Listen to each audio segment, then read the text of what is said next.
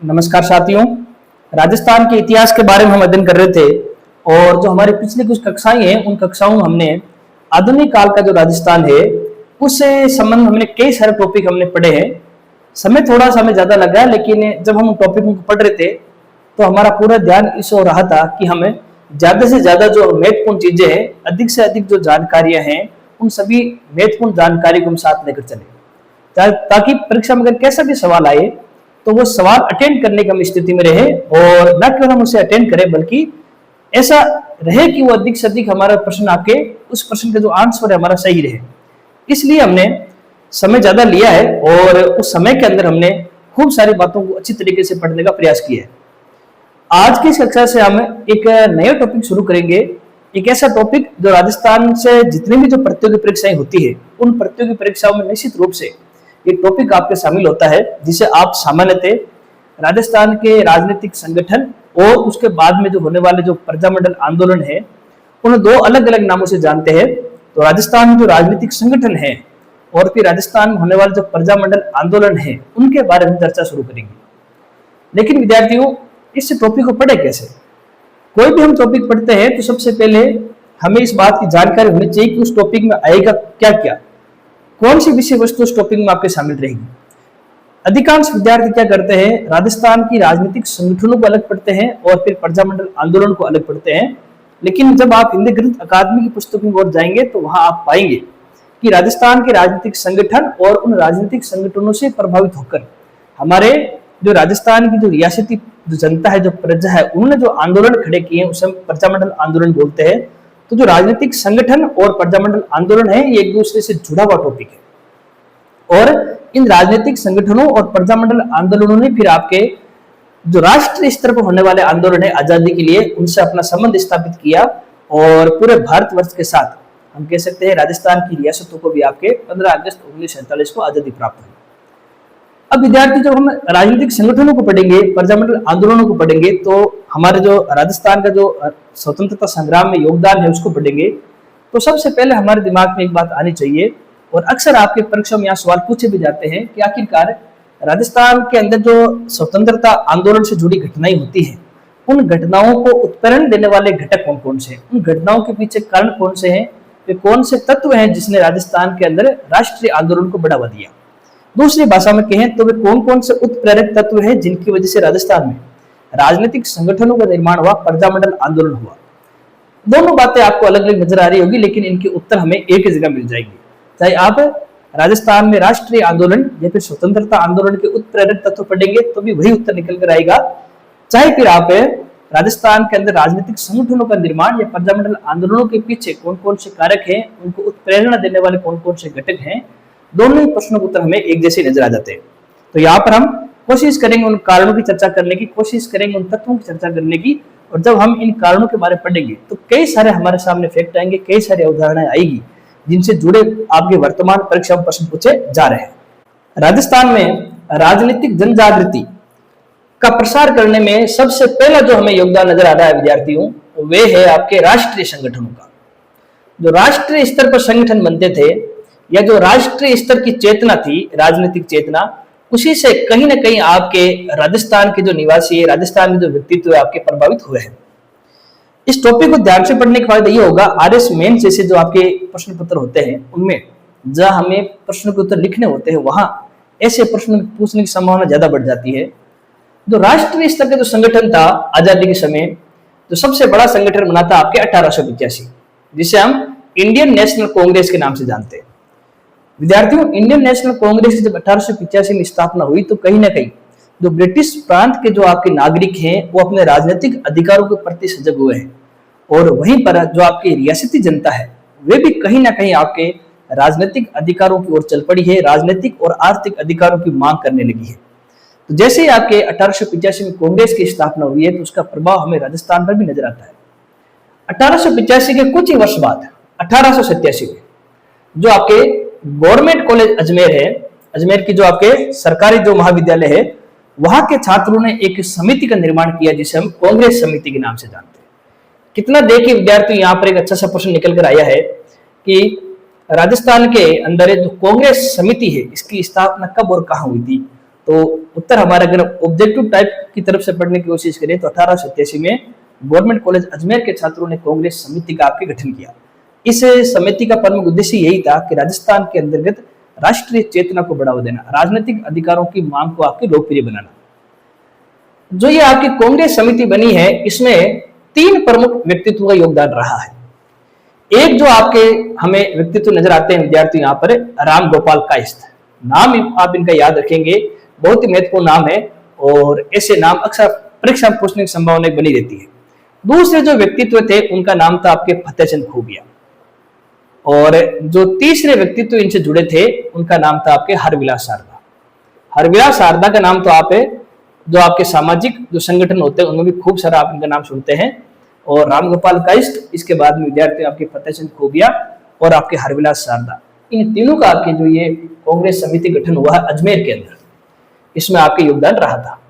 तो जो ये कांग्रेस समिति बनी है, इसने कहीं ना कहीं राष्ट्रीय स्तर पर बनने वाली इंडियन नेशनल कांग्रेस से उससे प्रेरणा ली है, और जो काम इंडियन नेशनल कांग्रेस ब्रिटिश प्रांत में कर रही थी वही काम विद्यार्थी यहाँ पर अजमेर और उसके आसपास के क्षेत्रों में ये कांग्रेस समिति कर रही है। कांग्रेस से ही प्रभावित होकर जब कांग्रेस का चौथा अधिवेशन सन 1888 के अंदर इलाहाबाद में होता है, और इस इलाहाबाद में होने वाले अधिवेशन में अजमेर से कुछ व्यक्तित्व जाते हैं इसमें भाग लेने के लिए, क्योंकि जब आपके हमारे क्षेत्रीय जो आपके व्यक्तित्व हैं जब राष्ट्रीय व्यक्तित्व से मिलते हैं तो उनके बीच में एक संवाद होता है, उनके विचारों का आदान प्रदान होता है, उनकी कार्यशैली से दोनों पक्ष आपके प्रकाशन कह सकते हैं कि एक दूसरे को जानते हैं, उनकी कार्यशैली को आप एक दूसरे से पहचानने लग जाते हैं, और उसका फायदा कहीं ना कहीं आपके जो हमारे क्षेत्रीय स्तर पर रहने वाले जो दूसरे लोग हैं, जो दूसरे व्यक्तित्व उनको मिलता है। तो राष्ट्रीय स्तर पर किस प्रकार से कार्य होता है, उसी कार्यशैली को क्षेत्रीय स्तर पर किस प्रकार से बढ़ावा देना है, उनकी कार्यशैली को समझने और अजमेर की सहभागिता राष्ट्रीय स्तर पर सुनिश्चित करने के लिए अजमेर से कुछ व्यक्तित्व जाते हैं विद्यार्थियों इस सम्मेलन में भाग लेने के लिए। और जो व्यक्तित्व इस सम्मेलन में भाग लेने के लिए जाते हैं उनमें सबसे पहला वही नाम जो भी आपने पढ़ा है आपके हरविलास शारदा। हरविलास शारदा के बाद में इसमें दूसरा जो नाम आता है विद्यार्थियों वो है आपके गोपीलाल माथुर, और गोपीलाल माथुर के साथ में जो एक और व्यक्ति यहाँ पर गए हैं उनका नाम है आपके कृष्णलाल। तो कितनी सारी नई जानकारी हमें मिल रही है, अक्सर ऐसी जानकारी हमें गाइडों में नजर नहीं आती है। हम राजनीतिक संगठनों को पढ़कर चले जाते हैं, प्रजामंडल आंदोलनों को पढ़कर चले जाते हैं, रटकर चले जाते हैं, और वहां प्रश्न आता है कांग्रेस के चौथे अधिवेशन में अजमेर का नेतृत्व करने वाले व्यक्ति कौन थे, और फिर हम दोषारोपण देते हैं प्रश्न पत्र पर कि प्रश्न पत्र हार्ड आ गया। हार्ड नहीं आया है, राजनीतिक संगठनों और प्रजामंडल आंदोलनों की पढ़ने की शुरुआत यही से की जाती है। आपने शुरुआती महत्वपूर्ण बातें तो पढ़ी नहीं है, और जो ऊपरी बातें जो परंपरागत तौर से आपको पढ़े जा रही है वही पढ़कर चले गए हो, और वहां से अब सवाल बनने की संभावना धीरे धीरे कम हो रही है। तो जो राष्ट्रीय स्तर का संगठन है, जो राष्ट्रीय स्तर पर आपके राजनीतिक चेतना का प्रसार कर रहा है, इंडियन नेशनल कांग्रेस, तो उस समय का सबसे बड़ा राजनीतिक संगठन था। कहीं न कहीं राजस्थान के लोग उनसे प्रभावित हुए, और राजस्थान के अंदर उन्होंने फिर राजनीतिक और प्रशासनिक अधिकारों की मांग को लोकप्रिय बनाया, क्योंकि उस समय लोग अपने राजनीतिक और जो प्रशासनिक अधिकार है उनको लेकर इतने सजग नहीं थे। तो सबसे पहला काम था कि लोगों को सजग करना अपने अधिकारों के प्रति। तो ये काम जो कांग्रेस समिति ने किया है, और ये काम जब इलाहाबाद में अधिवेशन हुआ था तो 3 व्यक्ति ने जब वहां पर भाग लिया तो उन्होंने वापस आकर अजमेर के आसपास इस प्रकार की जो नीतियां, इस प्रकार के अधिकार है उनको आपके लोकप्रिय बनाया है। राष्ट्रीय चेतना के अंतर्गत जो दूसरी सबसे महत्वपूर्ण भूमिका हमें नजर आती है वो प्रेस या समाचार पत्रों की होती है। आपने कई सारे राजस्थान के अंदर समाचार पत्रों के नाम सुने होंगे, जैसे राजस्थान केसरी, नवीन राजस्थान, तरुण राजस्थान, त्याग भूमि, लोकवाणी, राजपुताना गजट, राजस्थान गजट, राजस्थान समाचार, ऐसे खूब सारा आपने समाचार पत्रों के नाम सुने हैं। और आप पढ़ते हो कि कौन सा समाचार पत्र कहां से निकला है, कब निकला है, किस भाषा में निकला है। ये बातें याद करना महत्वपूर्ण है ऑब्जेक्टिव टाइप के प्रश्न पत्रों में, लेकिन हमें यह भी ध्यान रखना है कि समाचार पत्र किस प्रकार से हमारे जो राजनीतिक अधिकार है, हमारे जो प्रशासनिक अधिकार है, उनको बढ़ावा देने का काम करते थे। सबसे पहले अगर मैं समाचार पत्रों की भूमिका को चर्चा करूं, समाचार पत्र जो हमारे भारतीयों के ऊपर जो शोषण होते थे उन शोषण का विरुद्ध या उन शोषण के विरोध में लोगों को एकजुट करने का काम करते थे। समाचार पत्रों में अक्सर उन बातों को छापा जाता था जो ब्रिटिश सरकार, हम कह सकते हैं जो हमारी सामंती, जो हमारी कह सकते सत्ता है, वो जो कार्य करती थी और उन कार्यों से हमारे आम जन को नुकसान होता था, तो ऐसे समाचार पत्र उन खबरों को छापते थे। इनसे लोगों के अंदर एक प्रकार की हम कह सकते हैं जानकारी बढ़ती थी, उन्हें पता लगता था कि कौन सी संस्था हमारे लिए अनुकूल है, कौन सी संस्था हमारे प्रतिकूल है। जो हमारे आम लोगों पर जो शोषण हो रहे हैं, किसानों, मजदूरों, श्रमिकों पर जो शोषण हो रहे हैं, उन शोषण को जन जन तक पहुंचाने का काम इन्हीं आपके समाचार पत्रों ने आपके किया है। समाचार पत्रों की दूसरी भूमिका देखेंगे तो समाचार पत्र विचारों को प्रसारित करने का काम करते हैं। देखिए, जो व्यक्ति समाचार पत्र निकालता है उसके विचार तो आम जन तक पहुंचते ही पहुंचते हैं। आम जन क्या सोच रहा है ये विचार भी दूसरे लोगों तक पहुंचते हैं। एक प्रकार से सत्ता और आम लोगों के मध्य संवाद का काम समाचार पत्र करते हैं। सत्ता का जो नजरिया है, उसकी जो दृष्टिकोण है वो आम लोगों तक पहुंचता है, और आम लोगों का जो दृष्टिकोण नजरिया है वो सत्ता के पास पहुंचता है। तो ये संवाद का काम करते हैं। जहां संवाद होता है तो फिर वहां आपके समस्याओं की संभावना कम होती है, और जहां आपसे संवाद नहीं बन पाता है तो वह समस्याएं धीरे धीरे आपके बढ़ने लग जाती है। तो समाचार पत्रों ने दूसरा जो यहाँ पर काम किया है वो विचारों के प्रसार का काम किया है, समाज स्थापित करने का आपके काम किया है। समाचार पत्रों के माध्यम से विभिन्न वर्गों के मध्य आपके सामंजस्य स्थापित किया गया। जैसे आपके मध्यकाल में कई बार हमें इस देखने मिलता था, जब किसान आंदोलन होते थे उसमें तो भी आदिवासी जनसमूह का योगदान नहीं हो पाता था। जब आदिवासी वर्गों द्वारा आंदोलन किया जाता तो उसमें किसान वर्ग का योगदान नहीं हो पाता था। जो व्यक्ति राजनीतिक अधिकार में लड़ते थे तो वहां किसान और मजदूर, श्रमिक, हम कह सकते हैं आदिवासी जनसमूह आपके नहीं जा पाते थे। तो कहीं ना कहीं हमारे वर्गों में एक रूपता नहीं थी। हमारे जो वर्ग है वो अपने हित अलग अलग सोचते थे, लेकिन समाचार पत्रों ने सभी वर्गों को एकजुट करने का काम किया। उन्हें ये बात समझाई कि हम सबके हित एक है और हम सबका शोषण करने वाली सत्ता भी एक है। तो विभिन्न वर्गों में एक रूपता लाने का काम, विभिन्न वर्गों में जो सामंजस्य स्थापित करने का काम भी कहीं ना कहीं आपके समाचार पत्र करते हैं। जैसे आपके कानपुर से प्रकाशित होने वाला समाचार पत्र, जो आपके कानपुर से प्रकाशित हुआ था समाचार पत्र जो प्रताप है, और उस समाचार पत्र ने किसान आंदोलनों के बारे में भी चर्चा की है। उस आपके समाचार पत्र ने जनजातीय आंदोलनों की भी चर्चा की है, और उस समाचार पत्र ने कहीं ना कहीं राजनीतिक और प्रशासनिक अधिकारों की भी चर्चा की। तो समाचार पत्र विभिन्न वर्गों के मध्य सामंजस्य लाने का काम कर रहे थे। तो यहाँ पर हम देख रहे हैं राजस्थान के अंदर भी खूब सारे समाचार पत्र प्रकाशित हुए हैं। तो उन समाचार पत्रों से कहीं ना कहीं हमारे यहाँ का आम जन आपके, हम कह सकते हैं कि राष्ट्रीय चेतना की ओर बढ़ा है। तो राजस्थान में राष्ट्रीय चेतना या फिर राजनीतिक संगठनों के निर्माण, क्योंकि राजनीतिक संगठनों के द्वारा ही हमारे यहाँ आजादी मिली है, तो हम दोनों बातों को साथ लेकर चल रहे हैं और उनको उत्प्रेरित करने वाले जो प्रमुख दो घटक हमें नजर आए हैं, सबसे पहले तो राष्ट्रीय स्तर पर होने वाले संगठन, और दूसरा है विद्यार्थियों आपके समाचार पत्रों की भूमिका। राष्ट्रीय चेतना को बढ़ाने का काम जो तीसरा जो आपके समूह है, जिसे हम अंतरराष्ट्रीय घटनाएं बोल सकते हैं। अंतरराष्ट्रीय स्तर पर होने वाली घटनाएं भी राजस्थान के अंदर आपके जो राष्ट्रीय चेतना है, राजनीतिक अधिकार है, उनको बढ़ाने का काम करती है। अभी किस प्रकार से है, तो आप इसको ऐसे समझे, जैसे विद्यार्थियों 1894 के आसपास एक अभूतपूर्व घटना घटित हुई। जो इटली आपके क्षेत्र है, वो इटली क्षेत्र एक छोटे से भूभाग अबिसीनिया से पराजित हो गया, और वैश्विक स्तर पर यह कोई आम घटना नहीं थी। एक छोटे से समूह अबिसीनिया ने एक शक्तिशाली देश इटली को पराजित कर दिया। इसी प्रकार आप देखते हैं 1904 और 1905 के आसपास उस समय के शक्तिशाली एक, हम कह सकते हैं कि क्षेत्र है रूस, और इस रूस को एक छोटे से द्वीपीय देश जापान ने पराजित कर दिया। तो हमें यहां देखिए विद्यार्थियों, दो चीजें नजर आ रही है इन दोनों घटनाओं से। पहली बात हमें नजर आ रही है कि जो छोटे क्षेत्र होते हैं, अगर वो छोटे क्षेत्र एकजुट हो जाए तो किसी भी बड़े क्षेत्र को पराजित कर सकते हैं, किसी भी बड़े क्षेत्र को पराजित कर सकते हैं। एक तो हमें यह बात पता लगी। दूसरी, इन घटनाओं से यह बात पता लगी कि जो पश्चिम के जो राष्ट्र होते हैं, जिनके बारे में यह कहा जाता था कि वो हारते नहीं है, अजय है, तो पश्चिमी राष्ट्रों की जो अजयता का जो भ्रम है, वो भ्रम भी नष्ट हो गया, क्योंकि एशिया महाद्वीप के छोटे से द्वीपीय देश जापान ने आपके रूस को परास्त कर दिया। इसी प्रकार अबिसीनिया ने इटली को परास्त कर दिया। ये कोई सामान्य घटना नहीं थी। अब वैश्विक स्तर पर होने वाली इतनी बड़ी घटनाएं जब आपके समाचार पत्रों के माध्यम से राजस्थान के आम लोगों को, बुद्धिजीवी को पता चलेगी, तो उनके अंदर भी एक भावना जागृत होगी कि क्यों ना हम भी आपके एकजुट हो जाए, हम भी आपके एकत्रित हो जाएं, और जिस प्रकार जापान और जिस प्रकार अबिसीनिया ने काम किया है वैसा ही काम हमें करना है।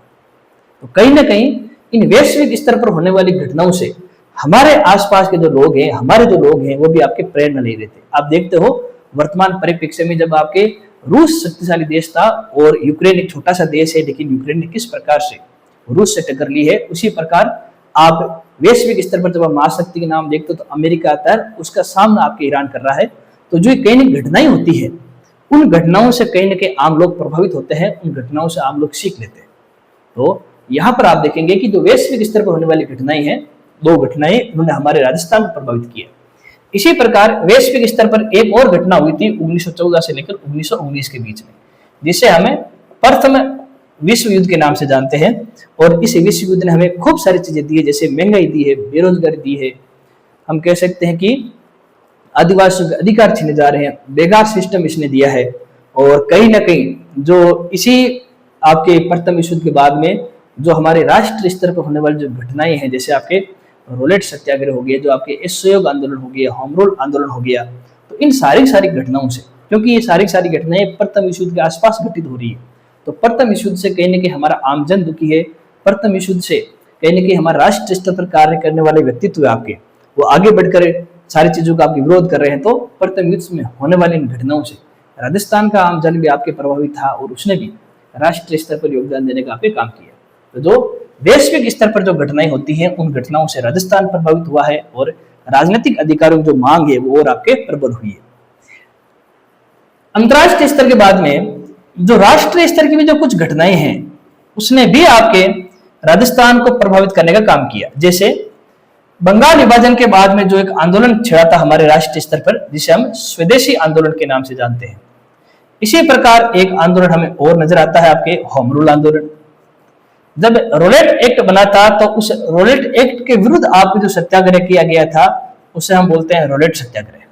और जो प्रथम हमारा जो राष्ट्रव्यापी आंदोलन था 1920 में शुरू हुआ था, जिसे हम बोलते हैं असहयोग आंदोलन। तो ये जितने भी विद्यार्थियों आंदोलन हुए हैं, इनसे हमारे राजस्थान के आम जन भी प्रभावित हुए हैं।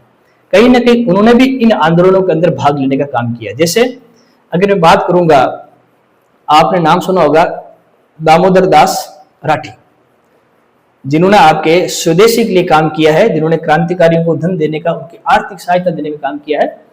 दामोदर दास राठी ने राजस्थान के अंतर्गत होम रूल आंदोलन को बढ़ावा देने का काम किया था।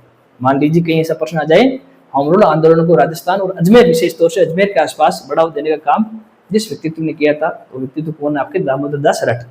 तो कहीं ना कहीं जो स्वदेशी आंदोलन है, होम रूल आंदोलन है, रोलेट सत्याग्रह है, असहयोग आंदोलन है, उसकी आग राजस्थान तक भी फैली। राजस्थान के जो आपके चीफ कमिश्नरी क्षेत्र अजमेर या फिर रियासती क्षेत्र है, वो कहीं ना कहीं इनसे जुड़े हैं। और ये हम जब आंदोलन पढ़ रहे थे भील आंदोलन, तो हमने वहां पर भी देखा था मोतीलाल तेजावत ने तो अपने एक किया भ्रमण भील आंदोलन को कहीं ना कहीं असहयोग आंदोलन से जोड़ने का भी काम किया। तो राष्ट्रीय, जिस प्रकार अंतर्राष्ट्रीय स्तर पर होने वाली घटनाएं भी प्रभावित करती हैं, ठीक वैसे विद्यार्थियों में राष्ट्रीय स्तर पर होने वाली घटनाएं भी प्रभावित करती है। अगली बात मैं अगर करूं यहाँ पर, तो जो ब्रिटिश नीतियां हैं, उन ब्रिटिश नीतियों की प्रतिक्रिया भी हमें यहाँ देखने को मिली है। जैसे ब्रिटिशों ने विद्यार्थियों, जैसे हमारे समाज, हमारे धर्म, हमारे आर्थिक तत्व, जैसे हमारी कृषि व्यवस्था, हमारे जो वन अधिकार हैं, जो हमारी कह सकते हैं जंगलात संबंधित कानून है, उन सभी कानूनों को, उन सभी व्यवस्थाओं को एक प्रकार से तोड़ने का काम किया, उनमें विभाजन करने का काम किया, उनमें छेड़छाड़ का काम किया। जैसे वो समाज और धर्म को छेड़ते हैं तो सामाजिक और धार्मिक संगठन खड़े हो गए। उन्होंने किसान क्षेत्र में बदलाव लाने का काम किया तो किसान आंदोलन खड़े हो गए। वन कानून बनाए तो वन आंदोलन से जुड़े हुए जो लोग हैं, आदिवासी जनसमूह, तो उनके आंदोलन खड़े हो गए। अंग्रेजों ने अगर हमें राजनीतिक और आपके प्रशासनिक आपके कह सकते हैं कि जिम्मेदारी नहीं दी, तो हमारे यहाँ पर कई राजनीतिक और प्रशासनिक संगठन बन गए। तो ब्रिटिशों की जो नीतियां थी, जिसमें उन्होंने शासन के अंतर्गत भारतीयों या कह सकते हैं राजस्थान के लोगों को सहभागी नहीं बनाया। तो जब शासन हम पर कर रहे हैं और हमें सहभागी नहीं बनाया जा रहा है, चाहे वो किसी भी स्तर का हो, चाहे वो कृषि हो, चाहे वो वन हो, चाहे वो सामाजिक धार्मिक संगठन हो, चाहे प्रशासनिक अधिकार हो, जब हमें सहभागी नहीं बनाया गया तो कहीं ना कहीं हमें ऐसा महसूस हुआ कि ब्रिटिश सत्ता धीरे धीरे हमें हाशिए पर डाल रही है। और हमने इसी की प्रतिक्रिया दी है और जगह जगह हमने संगठन बनाए हैं और उन संगठनों ने फिर राजनीतिक संगठनों की मांग की है, राजनीतिक अधिकारों की मांग की है, राष्ट्रीय चेतना को बढ़ाने का काम किया।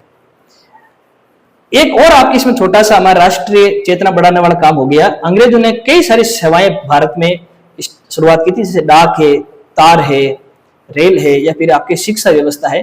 हालांकि उन्होंने इन सारी व्यवस्थाओं को शुरू करने के पीछे अपना लाभ भी देखा, लेकिन अप्रत्यक्ष रूप से इन चीजों ने हमारा भी सहयोग कर दिया, हमारा भी भला कर दिया। जैसे डाक, तार और रेल, इनके आने से क्या हुआ, लोगों का आपसी जुड़ाव, जो आपसी संबंध है, और मजबूत हुआ। अब विद्यार्थियों, राजपुताना बैठा हुआ एक व्यक्ति कुछ ही समय में आपके, आप कह सकते हो, उत्तर प्रदेश में बैठे व्यक्ति से आपके संबंध स्थापित कर सकता था, क्योंकि हमारे यहाँ डाक सेवाएं हैं, तार सेवाएं हैं, एक स्थान से दूसरे स्थान जाने के लिए आपके रेल सेवा है। तो कहीं ना कहीं जो हमारे विचार है उनको प्रसारित करने में आसानी हुई। पहले जब ये सेवाएं नहीं थी तो एक क्षेत्र में होने वाली घटनाओं की जानकारी दूसरे क्षेत्र तक नहीं पहुंच पाती थी, लेकिन सब सारी सेवाएं आ चुकी हैं तो एक क्षेत्र में होने वाली छोटी सी घटना दूसरे क्षेत्र में पहुंच जाती है। जैसे राजस्थान में होने वाले जो आपके किसान आंदोलन है, उनको कानपुर से प्रकाशित होने वाले समाचार पत्र ने छापा, तो कहीं ना कहीं इस बात की इसमें जानकारी मिल रही है कि जो सारी सेवाएं हैं, चाहे वो संचार साधन हो, चाहे वो यातायात के साधन हो, इसने भी राष्ट्रीय चेतना को बढ़ाने का काम किया, क्योंकि इन सब सेवाओं से लोगों के बीच का संवाद, लोगों के बीच का संबंध मजबूत हुआ है। शिक्षा व्यवस्था से हमारे यहाँ मध्यम वर्ग का उदय हुआ, हमारे यहाँ बुद्धिजीवी वर्ग उत्पत्ति हुई, और बुद्धिजीवी वर्ग हमेशा ही आपके अधिकारों की मांग करता है। बुद्धिजीवी वर्ग ये नहीं आपके सहन कर सकता कि कोई आपके अशिक्षित या फिर कोई आपके अयोग्य व्यक्ति हम प्रशासन करे। तो कहीं ना कहीं शिक्षा से बुद्धिजीवी वर्ग का निर्माण हुआ। इस बुद्धिजीवी वर्ग ने, जो मध्यम वर्ग है, इसने आम जन को आपके उत्साहित किया, आम जन को आपके इसने एक प्रकार से चेतना विकसित करने का काम किया। तो डाक, तार, रेल और शिक्षा से जुड़ा आपके जो विभाग है, उनसे जुड़ी जो घटनाएं हैं, वो भी राष्ट्रीय चेतना को बढ़ावा देने का काम करती है। राष्ट्रीय चेतना बढ़ाने में हम सबसे अंतिम जिस टॉपिक की बात करेंगे, जिस पॉइंट की बात करेंगे, वो सबसे महत्वपूर्ण है। मुझे ऐसा लगता है कि आने वाले समय में यहाँ से कई सारे आपसे प्रश्न पूछे जाएंगे, और जब आप अच्छी पुस्तकों की ओर जाते हैं तो इस पॉइंट पर तो एक अलग से अध्याय बना दिया गया है। जैसे हमारे जो राष्ट्रीय स्तर के जो आपके सुधारक हैं, या फिर हम इन्हें बोल सकते हैं जो संदेश वाहक हैं, जो आम जन को संदेश देते हैं परिवर्तन के लिए, उनके साथ जो राष्ट्रीय स्तर के जो क्रांतिकारी हैं, कहीं ना कहीं इन्होंने भी हमारे राजस्थान के अंतर्गत राष्ट्रीय चेतना को बढ़ाने का काम किया है। जैसे हम इनको तीन भागों में बांटते हैं। एक तो राष्ट्रीय स्तर की क्रांतिकारी घटनाएं, इसने राजस्थान को प्रभावित किया। फिर आप नाम सुनते हो स्वामी विवेकानंद का, इन्होंने भी राजस्थान की जो आपकी आम जन है, जो यहाँ के शासक हैं, उनको प्रभावित करने का काम किया। और सबसे अंत में आर्य समाज, जिसकी स्थापना आपके दयानंद सरस्वती जी ने की थी, इन्होंने भी कहीं ना कहीं आपके राजस्थान को प्रभावित करने का काम किया। जब हम इसके बारे में पढ़ेंगे, आर्य समाज के बारे में राजस्थान के संदर्भ में, दयानंद सरस्वती जी के बारे में, वो भी राजस्थान संदर्भ में, तो आप देखोगे कि इस आर्य समाज ने राजस्थान के हर वर्ग को आपके प्रभावित किया है। चाहे वो आपके जन समूह, चाहे कृषि क्षेत्र से जुड़ा हो, चाहे सामाजिक धार्मिक संगठन हो, चाहे राजनीतिक संगठन हो, चाहे आपके हम कह सकते हैं कि आदिवासी जन समूह की बात हो, हर प्रकार के एक आपके समूह को आर्य समाज ने प्रभावित किया है।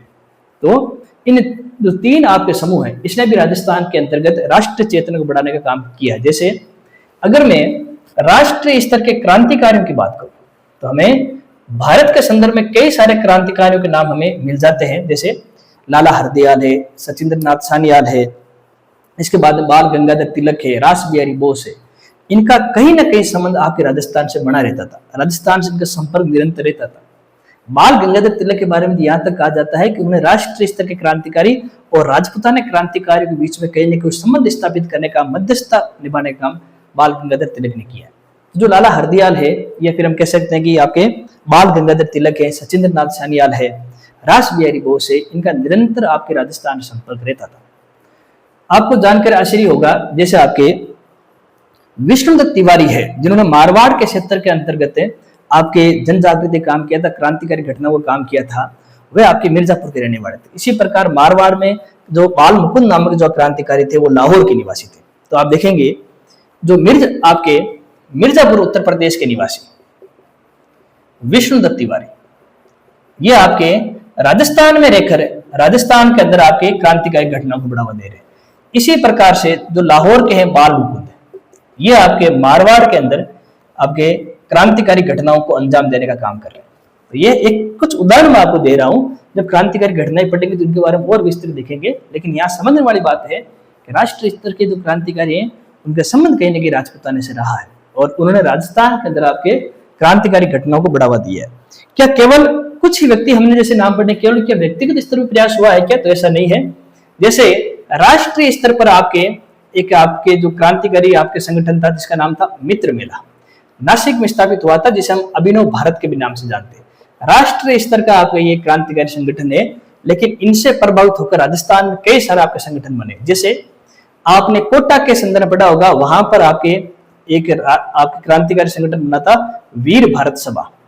ये 1910 के अंदर कोटा में बना था और इसकी आपके जो स्थापन करता थे वो थे केसर सिंह बारठ। और ये कहीं ना कहीं संगठन वीर भारत सभा किससे जुड़ा था? आपके मित्र मेला यानी अभिनव भारत से जुड़ा हुआ था। आप देखते हो 1907 के आसपास जयपुर के अंतर्गत जो वर्धमान विद्यालय स्थापित किया गया है अर्जुन लाल सेठी जी के द्वारा, ये अर्जुन लाल सेठी जी के द्वारा स्थापित वर्धमान विद्यालय है, ये भी कहीं ना कहीं आपके मित्र मेला या अभिनव भारत से जुड़ा हुआ है और राजस्थान के अंतर्गत क्रांतिकारी घटनाओं को आपके अंजाम देने का काम करते हैं।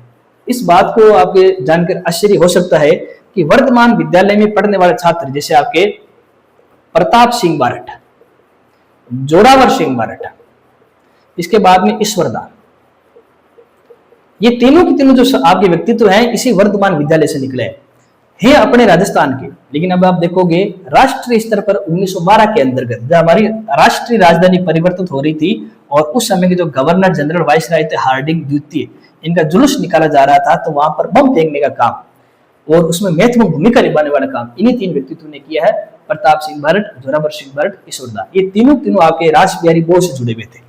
राष्ट्रीय स्तर के आपके क्रांतिकारी रास बिहारी बोस से तीनों आपके जुड़े हुए थे और 1912 के अंतर्गत हार्डिंग द्वितीय पर बम फेंका गया था। तो राजस्थान के इन तीन व्यक्तित्वों, तीन क्रांतिकारियों का नाम आया था। राष्ट्रीय स्तर पर होने वाले जो क्रांतिकारी हैं राजस्थान के अंदर क्रांतिकारी घटनाओं को बढ़ावा देते हैं और क्रांतिकारी कहीं ना कहीं राजनीतिक अधिकारों की मांग करते हैं, प्रशासनिक अधिकारों की मांग करते हैं। तो इन क्रांतिकारियों ने भी विद्यार्थी हमारे यहाँ पर विशेष तौर से बदलाव लाने का काम किया। आम जन को नहीं, हमारे यहाँ के जो शासक हैं, हमारे यहाँ पर कुछ आपके जो जागीरदार हैं, उनको भी क्रांतिकारी ने प्रभावित किया। जैसे जो मेवाड़ के राणा है विद्यार्थी आपके फतेह सिंह, इनके नाम आप खूब सुनते हो, जिनको आपके चेतावनी चुंगटे नामक आपके 13 सोरठे भेजे गए थे। तो फतेह सिंह के अंदर कहीं ना कहीं आपकी राष्ट्रवादी भावना मौजूद थी। राष्ट्रवादी भावना मौजूद होने का प्रमाण हमें नजर आता है जब 1903 और 1911 का दिल्ली दरबार होता है, तो उस दिल्ली दरबार के अंदर ये मेवाड़ के राणा फतेह सिंह भाग नहीं लेते। एक प्रकार से कहीं ना कहीं ब्रिटिश सत्ता को चुनौती थी। ब्रिटिश सत्ता ने ये दिल्ली दरबार का आयोजन किया है, लेकिन फतेह सिंह उसमें भाग नहीं ले रहे। तो कहीं ना कहीं उनके अंदर भी तो राष्ट्रीय भावना के बीज मौजूद थे और ऐसे बीजों को बढ़ावा देने, उत्पन्न करने का काम आपकी क्रांतिकारी आपके करते थे। इसी प्रकार जो खरवा के ठाकुर थे गोपाल सिंह, खरवा के ठाकुर आपके गोपाल सिंह, जिन्होंने अजमेर और ब्यावर के आसपास क्रांतिकारी घटनाओं का काम किया था, ये तो आपके पश्चिम बंगाल में गए थे और वहां पर ये आपके पश्चिम बंगाल के क्रांतिकारी से बड़े प्रभावित हुए थे। तो यहाँ पर हमें एक और बात नजर आ रही है कि आमजन भी प्रभावित हो रहे हैं, संगठन भी बन रहे हैं और दूसरे व्यक्तित्व भी राजस्थान में आ रहे हैं। यहाँ के शासक और जागीरदार भी प्रभावित हो रहे हैं क्रांतिकारियों से। और इन्हीं सारी घटनाओं, क्रांतिकारी घटनाओं को देखते हुए राजस्थान के अंदर भी क्रांतिकारी 3 दल बन गए। एक क्रांतिकारी दल बना था आपके कोटा के अंदर, एक बना था विद्यार्थियों आपके अजमेर के अंदर और एक बना था विद्यार्थियों आपके जयपुर के अंदर। जो कोटा के अंदर जो आपके क्रांतिकारी दल थे उनका नेतृत्व केसर सिंह बारठ ने किया था। अजमेर में खरवा के ठाकुर गोपाल सिंह और विजय सिंह पथिक जी ने किया था और जयपुर के अंदर आपके जो अर्जुन लाल सेठी है उन्होंने आपके क्रांतिकारियों का नेतृत्व किया था। तो यहाँ पर देखिए किस प्रकार से राष्ट्रीय स्तर पर होने वाली क्रांतिकारी घटनाएं राजस्थान के अंदर क्रांतिकारी घटनाओं को बढ़ावा दे रहे हैं, राजस्थान के अंदर राजनीतिक चेतना को बढ़ावा दे रहे हैं, ये हम समझ सकते हैं। हालांकि हमने कोई डिटेल से नहीं पढ़ा है, जब क्रांतिकारी घटनाएं पढ़ेंगे तो इन सब चीजों के बारे में डिटेल से पढ़ा जाएगा। तो यहाँ तो केवल मैंने उत्प्रेरक तत्व के रूप में आपको पढ़ाने का प्रयास किया है। तो अगर इस तरह से आप पढ़ेंगे किसी चीज को तो आसानी से आपको याद हो जाएगी। इसमें कहीं पर भी कोई भी चीज रटने की आवश्यकता नहीं है, हर चीज एक दूसरे से जुड़ी हुई नजर आती है। अगर मैं यहाँ पर विवेकानंद जी की बात करूं तो हमारे खेतरी के जो हमारे नरेश हैं अजीत सिंह जी, वो कहीं ना कहीं विवेकानंद जी से जुड़े हुए थे। विवेकानंद जी विश्व धर्म सम्मेलन में भाग लेने गए थे तो उनका सहयोग अजीत जी ने किया था, अजीत सिंह जी ने किया था। आप ये भी देखते हैं कि विवेकानंद जी ने जो सबसे बड़ा काम किया था, विवेकानंद जी ने जो राष्ट्रवाद है उस राष्ट्रवाद को आध्यात्मिकता से जोड़ दिया था। राष्ट्रवाद को आध्यात्मिकता से जोड़ने का काम आपके स्वामी विवेकानंद जी ने किया था। और कहीं ना कहीं हमारे राजस्थान के अंदर भी प्रभाव पड़ा है स्वामी विवेकानंद जी के, उनके विचारों का। जब स्वामी विवेकानंद जी आपके कह सकते हैं कि विभिन्न प्रकार के जब वो आपके अपने लेखने के माध्यम से, अपने व्यक्तित्व के माध्यम से देश प्रेम, राष्ट्र प्रेम की बात करते हैं, तो उस बात से वैश्विक स्तर पर, राष्ट्रीय स्तर पर कहीं ना कहीं राजपूताना के स्तर पर प्रभाव देखने को मिलते हैं। तो हमने क्रांतिकारियों का प्रभाव देखा है और उसके बाद में स्वामी विवेकानंद जी के प्रभाव को हमने देखा है। अब हम आर्य समाज और दयानंद सरस्वती जी का राजस्थान पर किस प्रकार से प्रभाव पड़ा है उसको यहाँ पर हम जानने का प्रयास करेंगे। राजस्थान पर आर्य समाज, ये हम दूसरे शब्दों में कहें तो स्वामी दयानंद सरस्वती जी का प्रभाव। आप जब इस टॉपिक को पढ़ेंगे तो आप एक चीज पाएंगे, एक चीज को आप ध्यान में आएगी आपके, राजस्थान का कहीं न कहीं हर वर्ग आर्य समाज समेत प्रभावित होता नजर आ रहा है। कांग्रेस के जो आपके स्वतंत्रता आंदोलन समय कांग्रेस के नेता थे पट्टाभी सीतारामैया। पट्टाभी सीतारामैया की पुस्तक थी द हिस्ट्री ऑफ कांग्रेस। हालांकि नाम आपसे कहीं नहीं पूछेंगे। द हिस्ट्री ऑफ कांग्रेस में उन्होंने एक बात कही थी कि जो आर्य समाज है ये कोई सामाजिक और धार्मिक संगठन नहीं है, ये केवल और केवल धार्मिक और सामाजिक संगठन, इसको मानना हमारी गलती होगी। आर्य समाज ने हमारे समाज और हमारे धर्म के साथ में हमारे राष्ट्रीय आंदोलन को बढ़ावा देने का काम किया है। पट्टाभी सीतारामैया ने अपनी इस पुस्तक में स्वीकार किया कि आर्य समाज हमारे सामाजिक, हमारे धार्मिक और कहीं न कहीं हमारे राष्ट्रीय चेतना, हमारे राष्ट्रीय आंदोलन के विचारों को बढ़ावा देने का काम करती है। इससे एक बात तुम पहले ही पता लग जाती है कि आर्य समाज को केवल सामाजिक और धार्मिक संगठन नहीं मानेंगे, क्योंकि इस संगठन का प्रभाव हमें आदिवासियों पर भी नजर आता है। जब हम पढ़ेंगे इसके बारे में गोविंद गिरी के माध्यम से, इनका हमें किसानों पर भी प्रभाव नजर आता है। जब हम नाम पढ़ेंगे हनुमान सिंह आर्य, मेघ सिंह आर्य, या फिर आपके जो आपके बीकानेर रियासत में जो होने वाले जो किसान आंदोलन है, दूध व खारा किसान आंदोलन, आपके लालन गांव किसान आंदोलन, या फिर आपके कागड़ क्षेत्र किसान आंदोलन, तो खूब सारे किसान आंदोलनों के जो नेता थे वो कहीं न कहीं आर्य समाज से जुड़े हुए थे। फिर हम क्रांतिकारी गतिविधियों को और जाते हैं तो हमें नाम मिलता है विद्यार्थियों आपके रास बिहारी बोस का, फिर हमें नाम मिलता है आपके दामोदर दास राठी का। दामोदर दास राठी जी कहीं न कहीं आर्य समाज से आपके जुड़े हुए थे। इसी प्रकार से जो हमारे आम लोगों के अंदर स्वदेशी के बीज है, स्वदेश, स्व प्रेम, स्वधर्म, स्व शासन, जो स्व की जो हमारी धारणा है उसको बढ़ाने का काम भी कहीं न कहीं आपके आर्य समाज के जो आपके व्यक्तित्व उन्होंने किए हैं, उनके विचारों ने किए। तो हमारा जो राजस्थान के जो प्रत्येक हमें वर्ग दिखाई दे रहा है जो राष्ट्रीय आंदोलन से जुड़ा हुआ है, वो कहीं न कहीं आर्य समाज से प्रभावित होता नजर आता है। अब विद्यार्थियों, ये प्रभावित कैसे हुआ है तो हम देखेंगे इस बात को कि आर्य समाज के संस्थापक दयानंद सरस्वती जी ने समय समय पर आपके राजस्थान के जो कई आपके क्षेत्र है उनकी यात्राएं की हैं। जैसे करौली क्षेत्र में उन्होंने यात्राएं की हैं, भरतपुर के क्षेत्र में उन्होंने यात्राएं की हैं, उदयपुर के क्षेत्रों में, मारवाड़ के क्षेत्र में उनकी यात्राएं हुई है। और आप रट लेते उस बात को कि कई बार आप परीक्षा में पूछते भी हैं कि स्वामी दयानंद सरस्वती जी का राजस्थान में सबसे पहले आगमन कहाँ हुआ था, तो उस चीज को भी आप रटते हो। एक सामान्य सी बात है, स्वामी दयानंद सरस्वती जी सबसे पहले राजस्थान में अतिथि के रूप में 1865 में जिस रियासत में आए थे उस रियासत का नाम था करौली। उस समय यहाँ के जो शासक थे उनका नाम था आपके मदनपाल। इसको रटना नहीं है केवल, ये सामान्य सी बात है, 4-5 में पढ़ोगे तो समझ जाओगे इस बात को। हालांकि इसके बाद जो उनका दूसरा दौरा हुआ था तो उस समय भी वो अतिथि के रूप में आए थे। 1881 के आसपास की घटना है। और 1881 में जब वो आए थे अतिथि के रूप में, तो किस रियासत में आए थे विद्यार्थियों? आपके भरतपुर।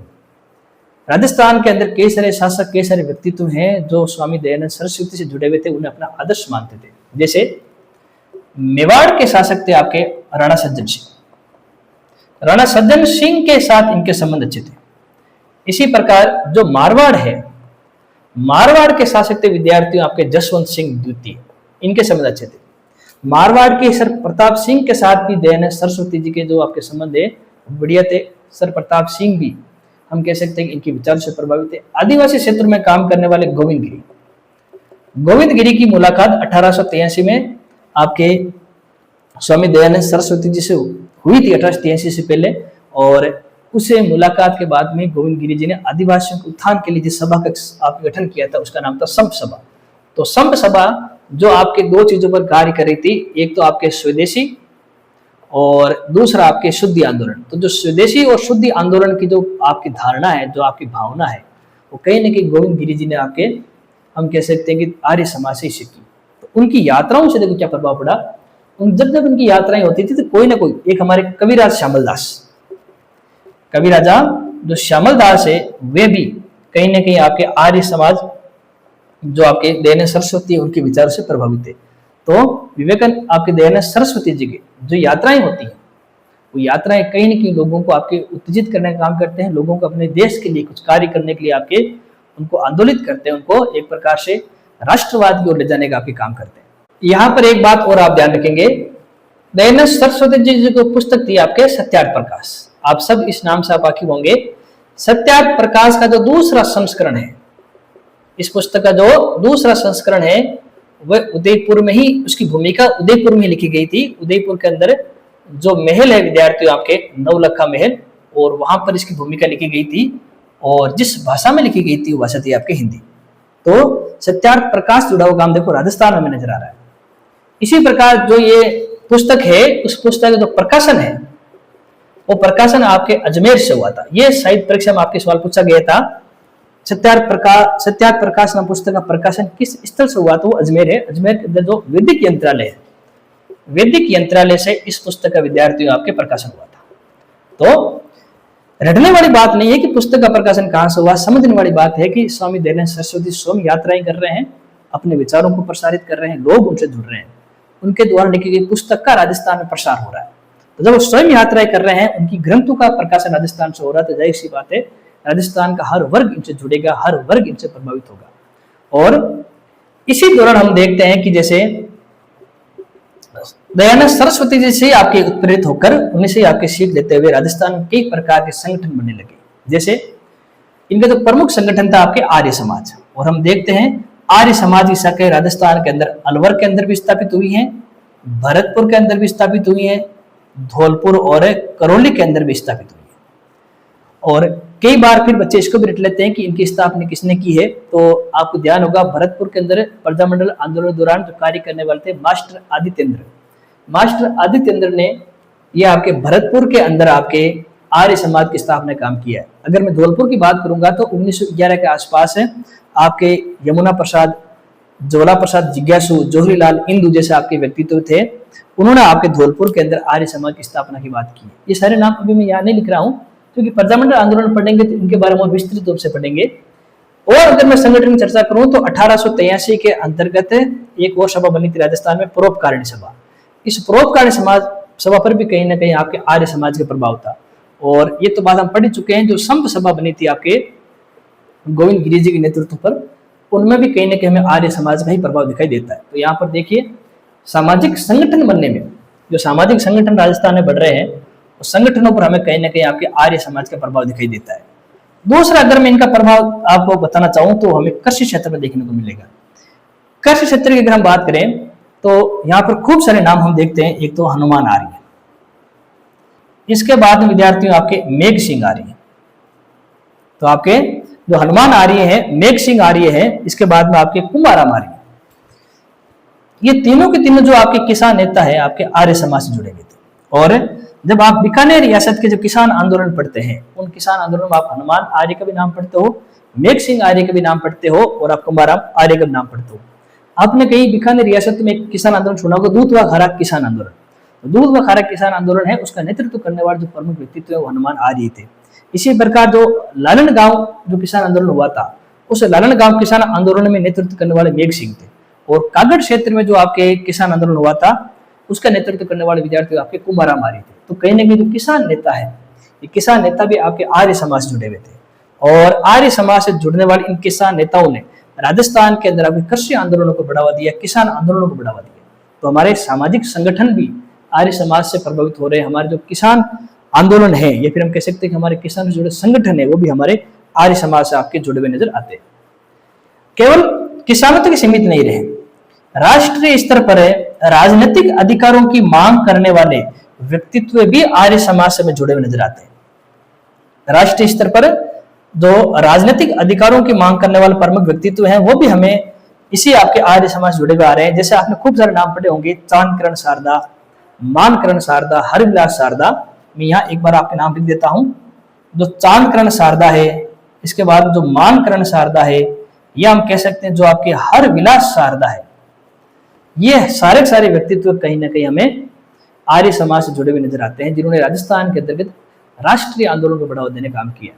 इसके अलावा अगर मैं चौथे स्तर पर बात करूंगा तो राजस्थान के अंदर कई सारे ऐसे क्रांतिकारी हुए हैं जो क्रांतिकारी आर्य समाज से जुड़े हुए। जैसे अभी मैंने आपको पहले पढ़ाया था आपके एक नाम श्यामजी कृष्ण वर्मा। जो श्यामजी कृष्ण वर्मा थे, इन श्यामजी कृष्ण वर्मा जिन्होंने राष्ट्रीय स्तर पर भी आपकी क्रांतिकारी गतिविधियों में आपके योगदान दिया है, कहीं न कहीं ये भी आपके आर्य समाज से जुड़े हुए थे। और जो हमारा अजमेर जो म्यूनिसिपल कॉर्पोरेशन है, उस अजमेर म्यूनिसिपल कॉर्पोरेशन के जो पहले भारतीय अध्यक्ष बने हैं वो आपके श्यामजी कृष्ण वर्मा ही बने हैं। श्यामजी कृष्ण वर्मा से ही प्रभावित होकर जो एक और हम नाम पढ़ते हैं दामोदर दास राठी, ये भी एक आपके हम कह सकते हैं उद्योगपति थे जिन्होंने क्रांतिकारी शुरू किया था। कहीं ना कहीं आपके श्यामजी कृष्ण वर्मा से प्रभावित है, कहीं ना कहीं आपके ये आर्य समाज से प्रभावित है। और दामोदर दास जी ने अपनी जो संपदा है वो कहीं ना कहीं क्रांतिकारियों के लिए आपके बलिदान कर दिया, उसका क्रांतिकारी देने का काम किया। इससे हमारे देश के अंदर जो स्वतंत्रता आंदोलन उसको गति मिली। इसलिए दामोदर दास राठी को क्रांतिकारियों का भामाशाह या फिर स्वतंत्रता आंदोलन के जो क्रांतिकारी उनके भामाशाह के नाम से दामोदर दास राठी जी को जाना जाता है। ऐसा ही काम आप देखते हो 1857 में अमरचंद बांठिया ने किया था, जिनको 1857 की क्रांति का भामाशाह कहा जाता है। आप राजस्थान के उद्योगों में एक नाम रटते हो द कृष्णा मिल्स, लेकिन इस द कृष्णा मिल्स को पढ़ने का नजरिया हमारा सिर्फ एक तरफा ही हो गया। हम केवल इसको उद्योगों में पढ़कर छोड़ देते हैं, कभी ये नहीं सोचा द कृष्णा ये नाम कहां से आया है, श्यामजी कृष्ण से आया। क्योंकि दामोदर दास राठी स्वदेशी के बड़े समर्थक थे और आर्य समाज के विचारों से बड़े प्रभावित थे, तो उन्होंने राजस्थान के अंतर्गत जो स्वदेशी है, जो पहली भारत जो आपके राजस्थानी सूती वस्त्र मिल है जो आपके ब्यावर में स्थापित की थी 1889 के अंदर 1889 में, तो ये जो कृष्णा मिल ब्यावर में स्थापित हुई है ये कहीं ना कहीं स्वदेशी को बढ़ावा देने के लिए हुई। तो ये कृष्णा मिल की स्थापना एक प्रकार के राष्ट्रीय शक्ति का प्रतीक था। और इसकी स्थापना आप केवल इसको ज्योग्राफी में नहीं पढ़े, इसको एक दूसरे तरह ऐतिहासिक दृष्टिकोण से देखने का काम करें कि इस मिल की स्थापना के पीछे उनका स्वदेशी दृष्टिकोण था, और स्वदेशी दृष्टिकोण कहीं ना कहीं वो आपके आर्य समाज से जुड़ा हुआ था। राजस्थान के अंदर होम रूल आंदोलन को बढ़ावा देने वाला काम भी आपके श्यामजी कृष्ण वर्मा जी ने किया है।